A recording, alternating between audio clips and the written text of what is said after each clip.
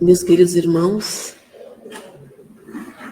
quero então agradecer a oportunidade de estarmos aqui e pedir ao nosso Pai e ao nosso Mestre Jesus, a mentora espiritual desta casa, que nos inspire e nos assista, que nós possamos aproveitar este momento de reflexão e, acima de tudo, fortalecer as nossas energias de esperança nessa senda do processo evolutivo sobre o amparo e assistência da mensagem do nosso Mestre. Que Jesus, que é o nosso guia, que é o nosso mentor espiritual no sentido da evolução, possa estar conosco. Porque ele mesmo um dia nos disse que onde estivéssemos reunidos em seu nome, lá ele estaria. Então, por certo, ele se encontra entre nós na noite de hoje e que nós possamos desfrutar deste momento e sairmos daqui plenos de esperança e de conforto espiritual. A nossa proposta para hoje é a transição planetária e o papel do espírita. Quando nós falamos em transição planetária, a impressão, às vezes, que a gente tem é que nós vamos dormir hoje e amanhã nós acordamos e o mundo está transformado. O mundo tal qual nós conhecemos não é mais o mesmo que nós conhecíamos ontem. Mas isso não é verdade, né? Por quê? Porque nós sabemos que transição significa mudança de rumo e que, dentro da visão espiritual, retrata a lei do progresso. Quando nós nos distanciamos daquela nossa condição primária e passamos por uma nova etapa no nosso processo evolutivo. Então, vamos ver se... Então, na língua portuguesa, ou na língua brasileira, como o pessoal gosta de falar, transição significa uma nova condição, mudança de rumo. Tá? E nesse livrinho, que eu adquiri aqui na casa, psicografado por Divaldo Pereira Franco, do Espírito Viana de Carvalho, ele tem uma mensagem muito importante para todos nós. E dentro dele, um capítulo dedicado a nós, propriamente, os espíritos espíritas, que é a palavra aos companheiros. E foi baseado neste livrinho que nós desenvolvemos a nossa proposta. Mas antes de entrar, propriamente dito, na questão do papel do espírita, é bom que a gente faça uma análise do que significa esse processo de transição. No livro do Evangelho segundo o Espiritismo, nós vamos encontrar que existem muitas moradas na casa do nosso Pai. Jesus já nos colocou isso. E quando ele nos coloca isso, ele está dizendo que este universo da qual nós fazemos parte é composto por tantos outros planetas habitados de acordo com as suas condições evolutivas. E, consequentemente, com o planeta Terra não foi diferente. Quando Jesus organiza o planeta Terra e recebe do Criador a regência do planeta, aqui nascem espíritos para esse momento de primitividade que nós vamos experienciar. Ou seja, os espíritos que chegaram no planeta Terra são espíritos novos, criados pelo Criador para o processo de evolução. Então, o que nos diz? A casa do Pai é o universo. Deus rege o universo. E as diferentes moradas que existem neste mundo oferecem a cada espírito as moradas proporcionais ao seu processo evolutivo ou ao seu estado de adiantamento. Com isso, o que ele está dizendo? Que nós vamos habitar, que nós vamos reencarnar no mundo que nos é próprio, com aquele mundo que nós nos afinizamos.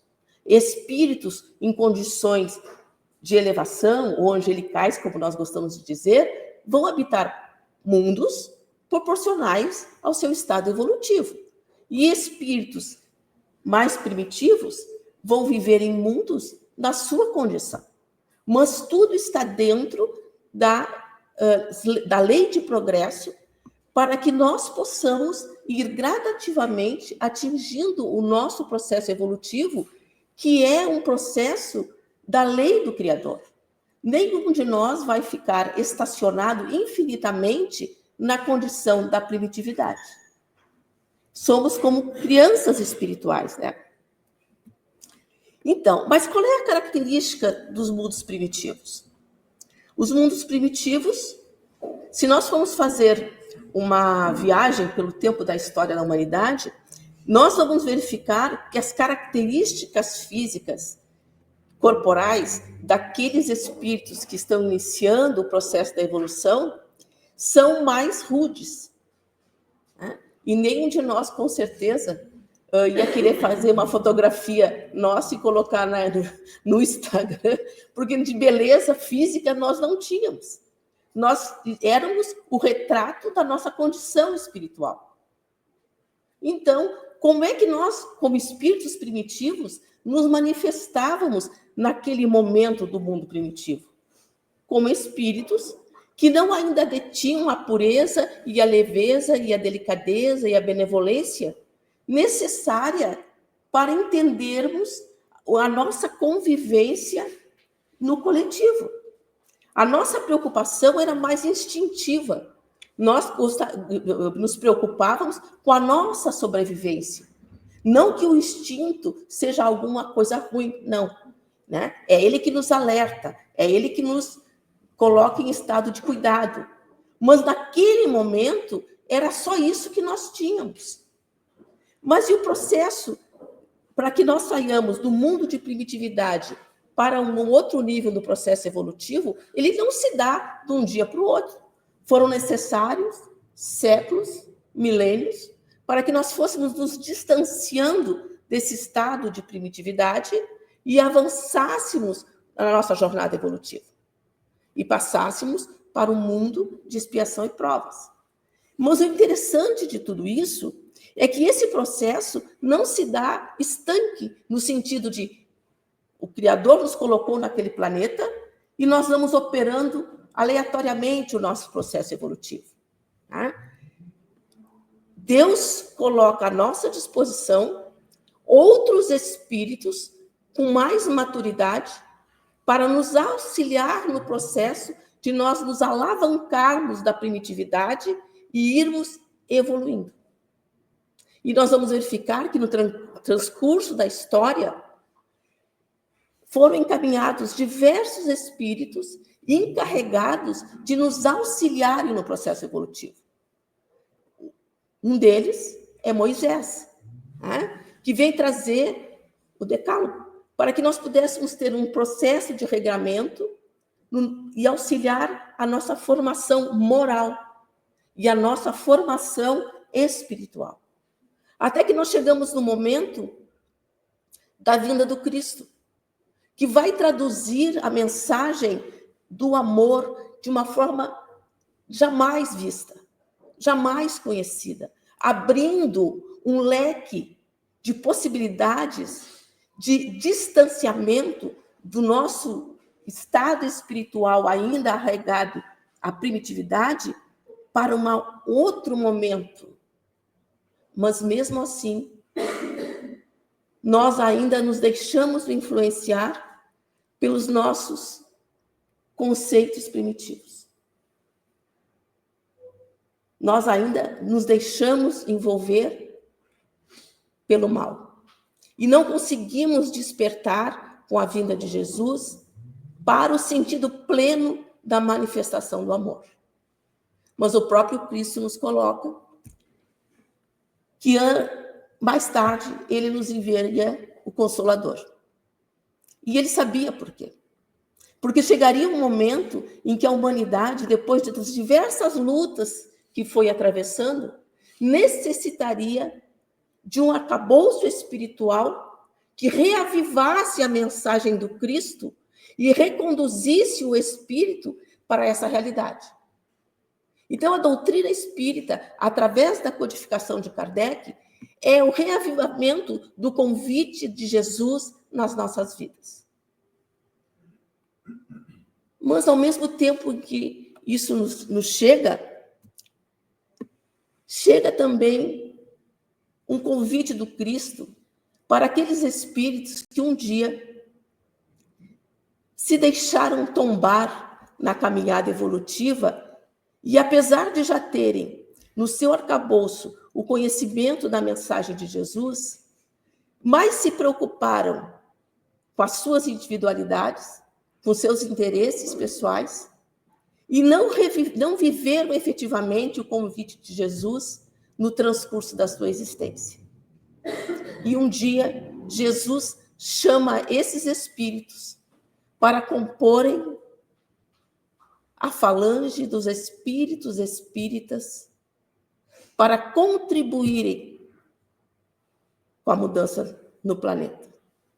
Então, nós que adentramos a doutrina espírita, não o fazemos porque somos espíritos superiores, não o fazemos porque somos espíritos missionários, o fazemos porque provavelmente, em algum momento da nossa história e da nossa caminhada, apesar de já termos conhecido os ensinamentos de Jesus, fomos espíritos que nos desvirtuamos do convite de Cristo. E agimos em nome do Cristo, elevamos a bandeira do Cristo, mas agimos por interesses pessoais. E permitimos muitas vezes que, em nome da fé, a bandeira do Cristo fosse arma destrutiva e aniquiladora da esperança e do consolo a muitos espíritos. Isso acende um alerta. Então, muitos de nós, e não sou só eu que estou dizendo isso, ouvindo algumas palestras, nós vamos também achar isso. Muitos de nós participamos das cruzadas. Muitos de nós fomos instrumentos destrutivos no processo da Inquisição. Muitos de nós fomos elementos que não conseguimos auxiliar na difusão do amor, na difusão do bem, na difusão da caridade, por interesse pessoal. Então, Jesus, que é o Espírito representante do Criador, nos convoca para formarmos a fileira dos espíritos espíritas que chegam neste momento da transformação planetária para dar a sua contribuição. É certo que nós encontramos também, dentro da doutrina espírita, espíritos que vieram com a tarefa missionária, né? Que vieram ser elementos de propulsão do exemplo a todos nós.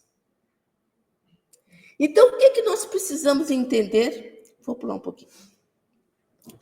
Que nós que fomos espíritos rebeldes, né, às leis de Deus, que esse momento em que nós vamos viver, sairmos do momento de expiação e provas para a regeneração, é um momento de profunda responsabilidade para todos nós. Por quê? Porque nós temos um compromisso com Jesus. Nós temos um compromisso em que nós não podemos falhar. Mas ao mesmo tempo, também vem um chamamento, e já foi colocado aqui na noite de hoje, que essa responsabilidade passa primeiramente para conosco mesmo. Nós precisamos edificar esse convite do Cristo no nosso espírito. Nós precisamos nos despir daquele homem velho, ainda preso aos conceitos do ego, da individualidade, e deixarmos que a mensagem de Jesus seja a fonte que nos guia, a fonte que permite com que nós nos manifestemos, com que nós nos depuremos. Então, primeiramente, a tarefa do trabalhador espírita é forjar a si mesmo para ser um bom trabalhador. E aí surge esse convite, né?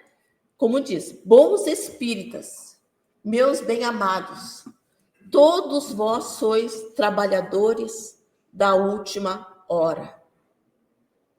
E quando ele diz aqui última hora, não é porque o mundo vai acabar. Quando ele diz última hora, é porque um processo de transformação vai ocorrer, ou já se iniciou, e é necessário que existam trabalhadores comprometidos com esse processo. E Jesus nos chama. Também é certo, né, que por características muito peculiares, muitos de nós desertam.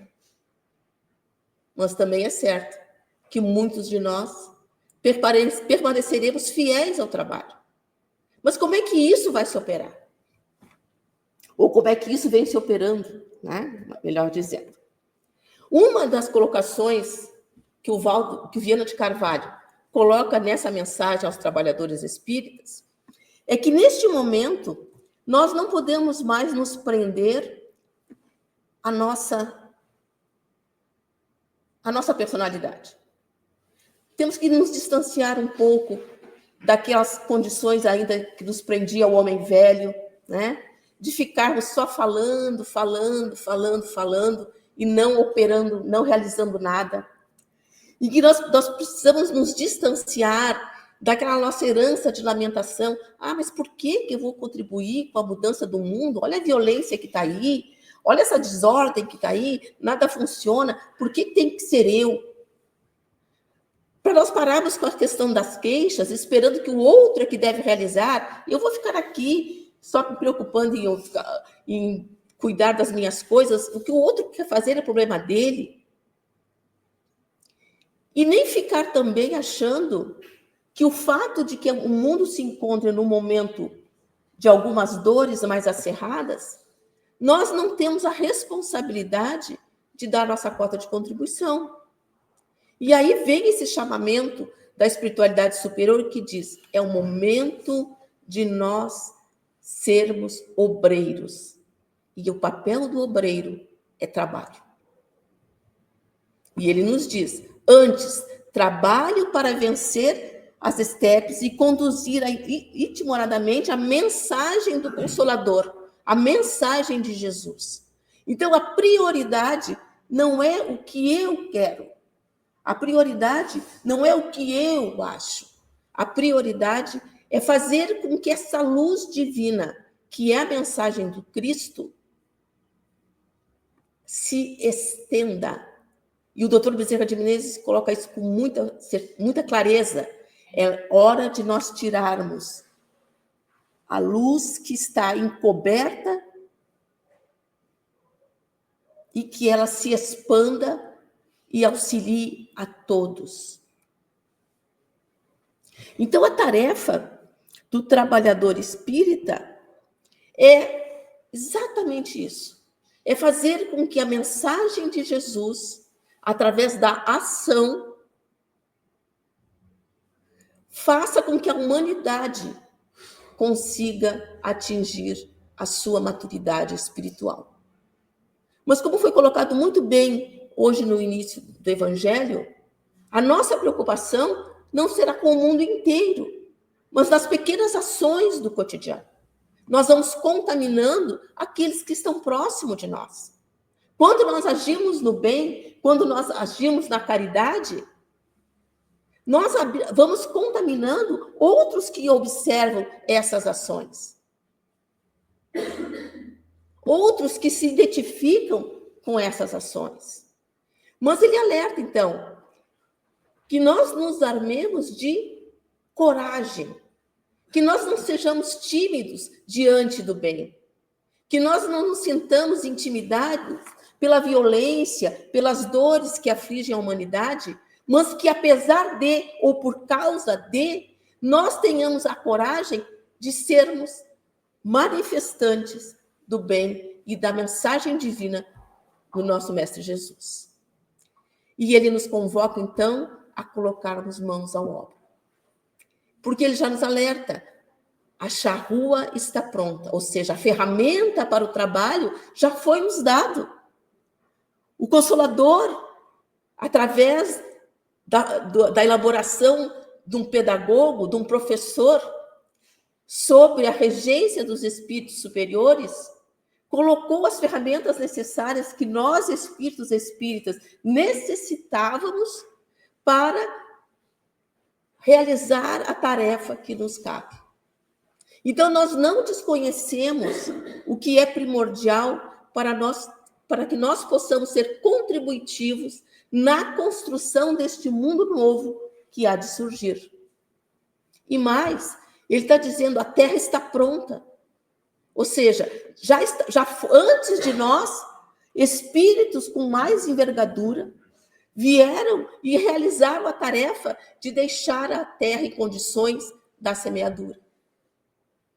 Então, nós, espíritos espíritas, esses trabalhadores da última hora, como está no Evangelho, chegamos e já encontramos a Terra em condições.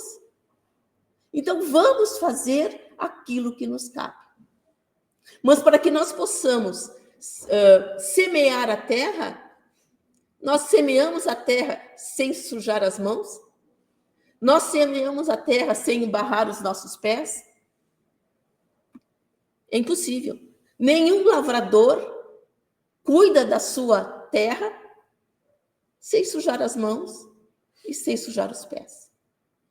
Isso significa que para que nós possamos ser trabalhadores efetivos da obra do Cristo, é necessário dedicação, é necessário esforço.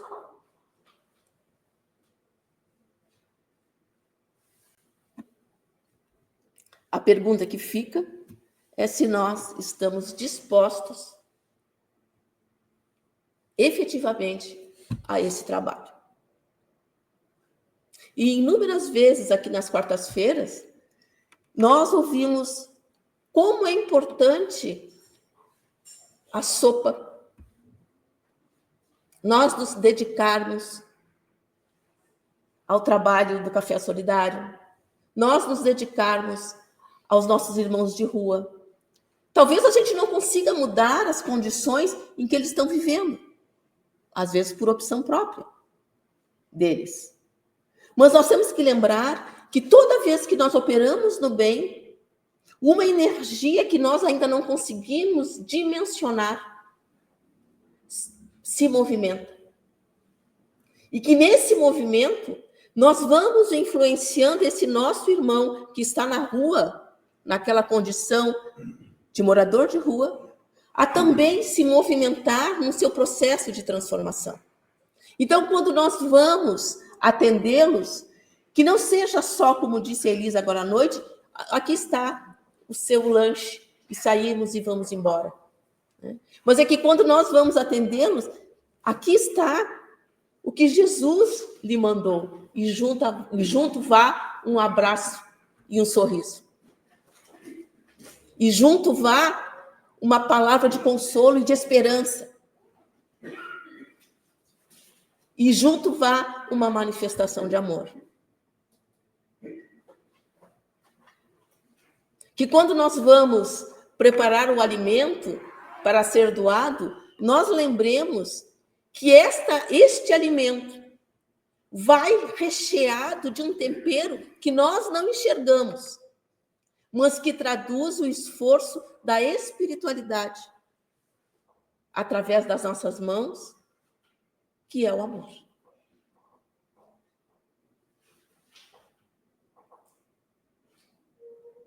Então, o nosso papel como espíritos espíritas é trabalhar, é confiar e ter a certeza de que, apesar de todas as adversidades que, porventura, nós estejamos passando, quanto espíritos reencarnados, nada acontece à revelia do Criador. Quando Jesus nos convoca, trabalhem, sejam os obreiros da última hora, ele está nos convidando para que a nossa luz interior brilhe. Ele está nos convidando para que nós possamos alçar a uma condição de felicidade interior que nos capacita a nos tornarmos efetivos trabalhadores da causa do bem. Então, Jesus nos diz: somos filhos da luz, deixemos que a luz brilhe. Fica esse convite para todos nós, para que nós possamos também, quando regressarmos ao plano espiritual, termos essa certeza. O amor não amado vos aguarda por ocasião do término da jornada. Então, Jesus, que é a representação deste amor, nos aguarda. E que nós possamos retornar à espiritualidade e dizer a esse mestre: Senhor, cumprimos o nosso dever. E quiçá, já tendo atingido a maturidade espiritual necessária, possamos nos fazer efetivos trabalhadores do Cristo para as novas tarefas no processo evolutivo. Então, a doutrina espírita, que é esse consolador, requer de cada um de nós, espíritos, espíritas, a dedicação ao trabalho, a dedicação ao bem, a dedicação a fazer com que essa luz divina, que é fruto do amor de Jesus para todos nós, brilhe e seja percebido no planeta em que um dia nós fomos encarnados, nesse planeta que um dia, como escola divina, nós estamos aperfeiçoando o nosso espírito. E eu queria finalizar pedindo a vocês a permissão de ler um hino que é um hino ao Espiritismo. E, particularmente, eu sou muito comovida com essa música, não vou cantar, vou falar a letra. Porque me lembro com muito carinho de quando eu tinha lá por uns 5, 6 anos, a minha tia-avó nos convidava para ir à Federação Espírita do Rio Grande do Sul, e o coral da Federação Espírita nos recebia com essa música. E a letra diz assim: doutrina de amor e luz, ciência, fé e consolação, prometida há 2000 anos por Jesus, diretriz da humana perfeição. Proclamam, irmãos dos céus, a boa nova, a lei imortal. Homens, fraternizai, vosso Pai é Deus, vós sois a família universal. Irmãos, é a doutrina espírita, a imensa esperança do porvir. Marchai ao clarão da luz bendita, é nascer, renascer, amar e progredir. Nessa letra, a espiritualidade está nos dizendo: homens, fraternizai, vosso Pai é Deus, e nós somos membros da família universal. Então, como espíritos espíritas, que nós sejamos instrumentos contributivos para que a luz divina possa nos auxiliar na construção deste elo imperecível da família universal. Que a paz de Jesus seja conosco.